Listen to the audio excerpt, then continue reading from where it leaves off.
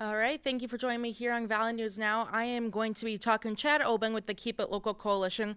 We are talking about the Measure 4 on the North Dakota state ballot, the property tax measure. Numbers are coming in. So far, it is looking like people are saying no to this. Yeah, so far so good. I mean, it's early numbers, but overwhelmingly the numbers that have come in, we're in the 70% of North Dakotans are saying no to Measure 4. I think voters have heard the message that there is no plan to replace the $3.15 billion loss in revenue if this measure were to pass. And we've been saying all along, the more folks get to know the details of this plan, the more likely they are to vote no. And I think we're seeing the results of that this evening. Leading up to tonight, how are you feeling? Were you at all worried how people were going to vote, or what were you hearing around the neighborhood, others in the coalition working to get the vote to be no? Yeah, we've been pretty confident for a while here, but knowing again, the more that people got to know the details of the measure and that there was no plan to replace it, the more likely people were to vote no. So having a coalition of 113 different organizations coming together to encourage people to vote no has been tremendously helpful. It gives a lot of different avenues to educate people, and again, we're seeing the results tonight of that campaign. There is another organization, End Unfair Property Tax, with Rick Becker. Have you at all talked to him this evening to check in as those numbers start to rolling? It's a pretty big difference with 70% looking to be voting no. Numbers aren't final yet, of course. Yeah, no conversations with Dr. Becker or the supporters of the measure. I don't expect we will. But again, I think, we're happy with the results right now. I'm also, encourage state legislators, if they're listening, they need to do something about property taxes when they get back to Bismarck in January, because I don't think we want to go through another campaign like this. People are frustrated, and rightfully so often, but this just was not the right solution for property tax reform.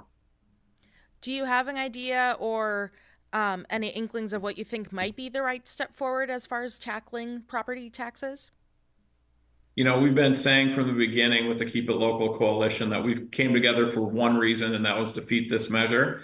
I think as soon as we get all the results in tonight, there's going to be lots of conversations. I know there's lots of members of that 113 groups that are having conversations with legislators. There's lots of different things being floated around in terms of good reform for property taxes. But I think, again, we want to have a thoughtful discussion about what works best for local political subs, make sure that we can continue to fund our essential services while maintaining that local control, but also seeing if there's a way we can take a significant amount of the burden off of property taxpayers and really focusing that property tax reform on residents. The other problem we found with Measure 4 is it wasn't just primary residents. The benefit also went to out-of-state corporations. I think legislators are going to be tuned into the idea of making sure that the benefactors of property tax reform are people who actually live here.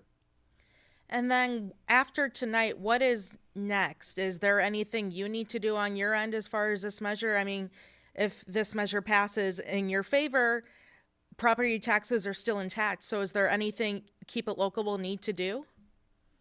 I don't know that there's anything that Keep It Local will plan on doing. Again, we're formed with the goal of defeating this measure.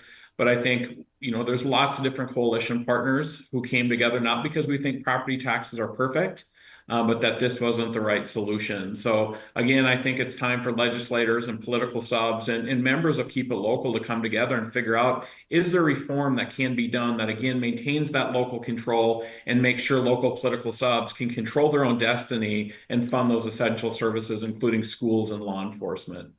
You mentioned the upcoming legislative session, a message to lawmakers. Is there anything else you want to say as those numbers come in? I know you said you're pretty excited. You're happy with the results we're starting to see about 2 hours after polls have closed.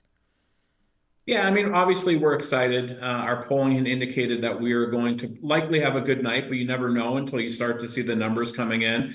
I'm just really pleased, again, this coalition of over 113 groups from the right to the left to rural to urban to everybody in between coming together and standing up for our communities. It's really been a great experience in 2024 with how divided we are politically to see all these groups together and trusting each other and fighting for a common cause. And that's been really fun.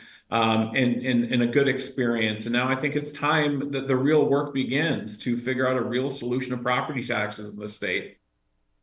Well, we will be continuing to follow this issue as it develops heading into the legislative session. As right now, at last check, about 70% voting no on Measure 4. We will continue to bring you team coverage both on air, online here at Valley News Live. But until then, thank you, Chad, for joining us. I know it's been a very busy night. Thank you, Sydney. All right, thank you, and thank you for watching.